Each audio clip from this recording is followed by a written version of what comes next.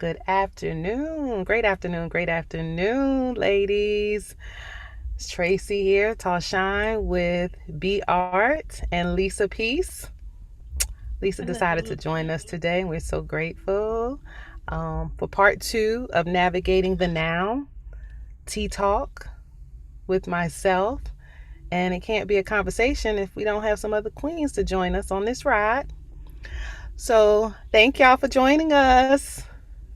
You're welcome. Thank you. Thank you. Thank you for having me. So the first segment that we did, a short video we did, Bridget and myself, we basically just shared mindfulness and what mindfulness is. And I'll just give just a quick brief definition of a recap, I should say. Basically, mindfulness is just allowing ourselves to be present right now, here, fully present, aware of what is basically slapping us in the face, what we are looking at, what we are inhaling, what we are embracing, what we are sharing, what we are doing. Whatever it is, we're just allowing ourselves to be totally present and there in that moment, to inhale it and savor it. So, part two, today's segment, we're going to share a little bit about the benefits of being mindful and present. Sorry, y'all. I am in the car, so let me just say that I took a pause. I am out with my daughter and my mother. She's shopping for the grandson's party tomorrow, and yes, COVID safe tomorrow. And I just came and took a pause so that I can be mindful versus being in the store with her trying to conduct this video segment. So this is me being mindful in my car handling this business right here versus being in the mall and distracted. So that's why my laptop moved. So today, again, we want to share about benefits of mindfulness and how we can be mindful throughout our day. So I'm going to give one benefit of being mindful. Lowers our stress. That is one way that being mindful is able to benefit us, lowering our stress levels, anxiety. Also, it benefits with being present with eating, savoring that food, that drink, that beverage, whatever it is. So I'm gonna see if the Wellness Warriors has anything to share with that. Be Art.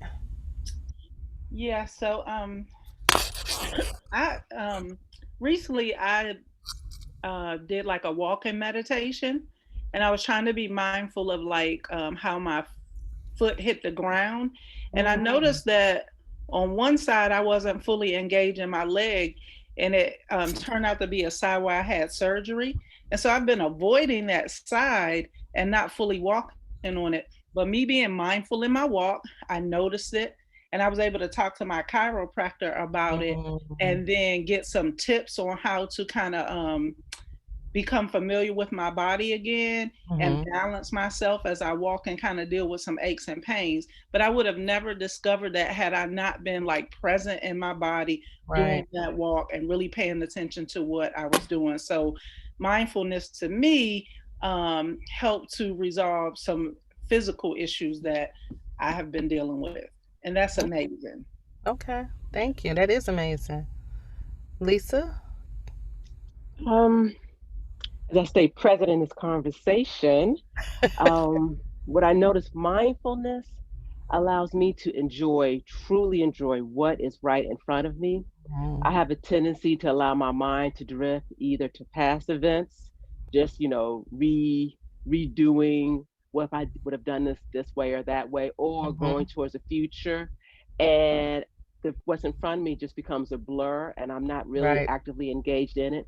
So Mm-hmm. when I am mindful, I truly get to enjoy and the beauty and just the sensations that are happening in front of me, within me, and around me when I'm mindful.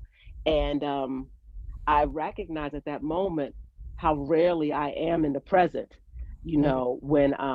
When I'm finally there, it's like, gosh, this was there in front of me all the time, and I never even realized it because my mind was in so many different places. So mindfulness really allows me to, I guess, feel joy in Yeah. that moment. Mm-hmm. Yeah, yeah. Mm-hmm.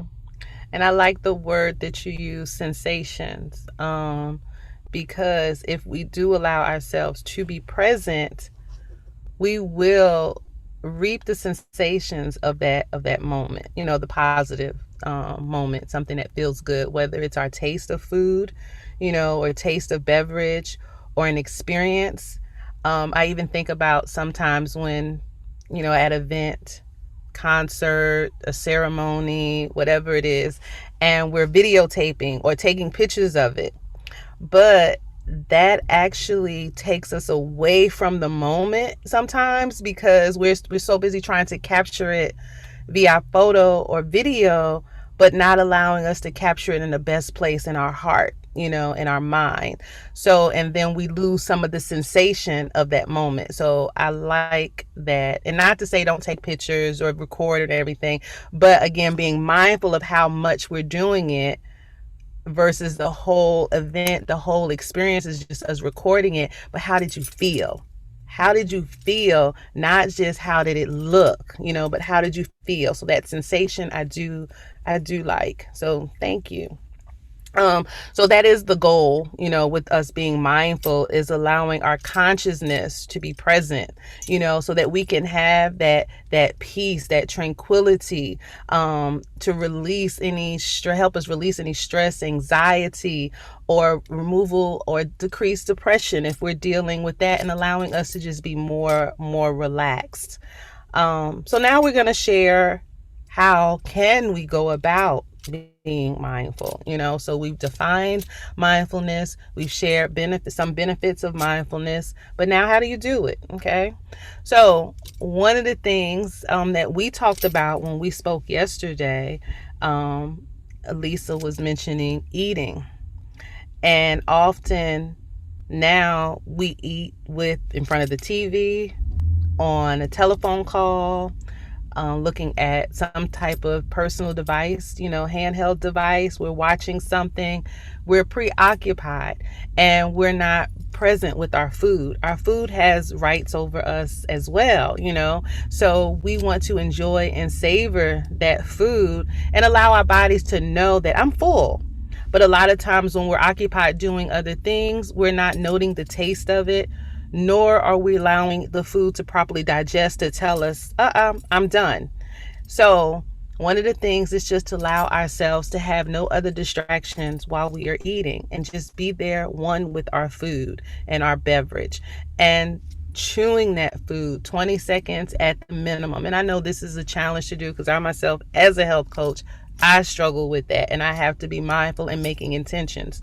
So, one of the things though is to state an intention and then trying not to have any other thing there but you and your food and just enjoy it.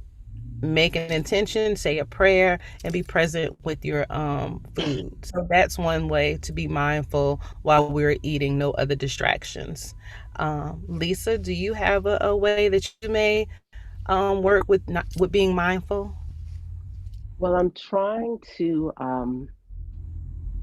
declutter my Mm-hmm. life right now, Mm-hmm. whether it be decluttering of physical things that are in my space, and Mm-hmm. just which the physical then affects my mental, and Right. also decluttering some of the busy stuff, Mm-hmm. so that I'm just stripped down to just the essentials.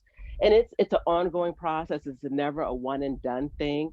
But I've been in the process of just trying to simplify my life as much as possible, so Right. that I can just spend more time with some self care. So I guess really I'm getting down to the core of self care. And when I have so much clutter around me physically and also mentally, I'm not really able to get to the heart of what it is that Lisa truly needs to feel better and to take better care of Lisa. So that's what I'm in the process of doing, just simplifying as much as possible so I can have the space to really think about what I need, and then just feeding myself properly, taking Mm-hmm. care of myself properly, taking more pauses, sipping tea, Mm-hmm. having enlightened conversations with my loved ones here. Yeah, just the simple things, just trying to enjoy the simple things. Okay. Bridget, be art. I would say for me, it would be active listening. Mm-hmm. Um, I too, I tend to try to, when I'm talking to somebody, maybe think about my response, what I'm going to say next. And I'm trying to not do that, pause and actually listen to them, listen to the Mm-hmm. emotion in their voice, and actually hear every word that they're saying and wait. Not even think about when my time to speak is, but when there's a pause and it's time to speak then, but to like really hear them. Um, Right. yeah. Okay. Thank you. You're So welcome. it sounds like we were all saying just be like mindfulness to be present, make those intentions, and minimalize things that are around us so that we can hone in to what is exactly in front of us, be it a person, be it a thing, be an experience, but just so that we can be there. So a pause is one way for us to be mindful. Stating intentions is another way to help us to be mindful. To state exactly what we are trying to achieve and do is another way. And a breath. Mhm. Pausing and taking a nice, deep, cleansing, transitional breath is another way to help us to be present and in front of what the now is at that particular moment. So, is there anything else you ladies would like to share for those who are doing our challenge right now? I, commenting on something what Bridget just said about the mindful listening, that definitely struck with me, because we so often focus on forming what we want to say instead of the active listening. Hmm. That is something that I'm working on as well. And I was thinking about why do I do that? And I'm thinking there's also a fear of not even having anything to say, like Uh, fearful that what I may say may not make sense. And so let me go ahead and get my thoughts together so I'm sounding hmm. like I know what I'm talking about. Right. But if and not trusting that I already have it right in here, right? So it's also a lack of trust. And Hmm. so if I'm truly mindfully listening to my dear one, my person who's there in the space with me, trust I that I have what I need to respond correctly. And Right. part of that may not even be a response. It may just be to listen and to smile and to say, I hear you, and Hmm. that's enough. That's okay. So those points that you had shared yesterday of attention, awareness, acceptance, with mindfulness. So just appreciating and accepting what is right here in front of them, acknowledging them. So that may be all that we need to do in a conversation with somebody is just to acknowledge what they are saying. And that's it. Our presence is enough for us to be present in that conversation. So, okay. All right. Well, thank you, Queen, so very much for So, okay. Tracy, did we want to give them like a reflection journal, like ways they are mindful and ways that they Okay. aren't? Yes, thank you for that, Bridget. So that's our artist here, y'all. So she Ah, always have us. So let's see, 3 ways. Because how often should we be present? How often should we be present in a day? As often as we possibly can. We are dealing with how many seconds in a day? So each second we really should be striving to be present.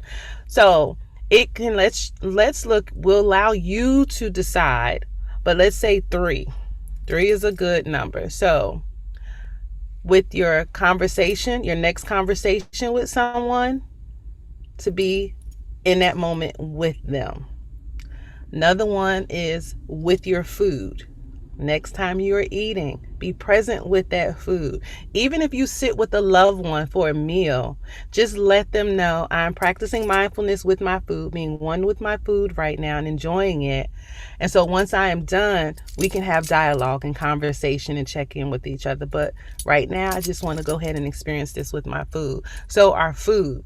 The third one can be whatever that task that you are working on for work or a book, something like that, so that we are present with whatever that task is. A lot of times, especially as queens, because we're so blessed to be able to handle multitask, but something is being shortened, some slightened, is not getting the due attention that it needs. So instead of us working doing so many different tasks, just select, like Lisa said, decluttering. So perhaps she's working on her closet. I'm just giving a scenario versus her working on the closet plus the bedroom dresser drawers plus going into another room. I'm just going to stay in this closet right here and focus here and be present with the closet. So whatever the task is, be just with that task. It'd be something for work. Instead of on a computer, we have multi windows open. We have all of these different windows open on our computer.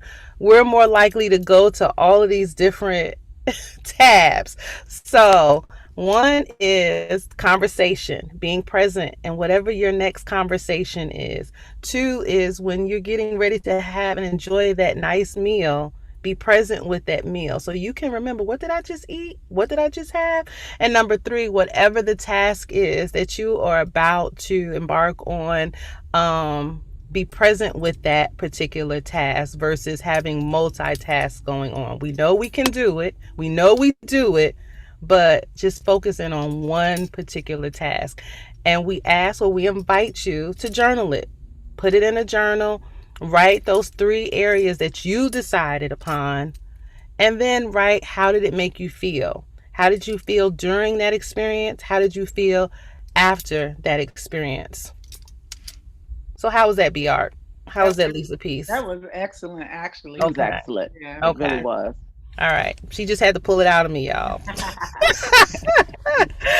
All right. Well, thank y'all, queens, again so much for joining me. Thank you for this pause, allowing me to come in my car and sit and chat with y'all about being mindful, present, here, now. Just like in school when they say your name, Tracey, here. Are we really here though? Yes, I am Yes. here. What, you know how they do with all of these different videos? I am here. All right, thank you for joining the part 2 of Navigating the Now with T Talk, Lisa Peace, and B Art, Lips and Lobes. Thank y'all.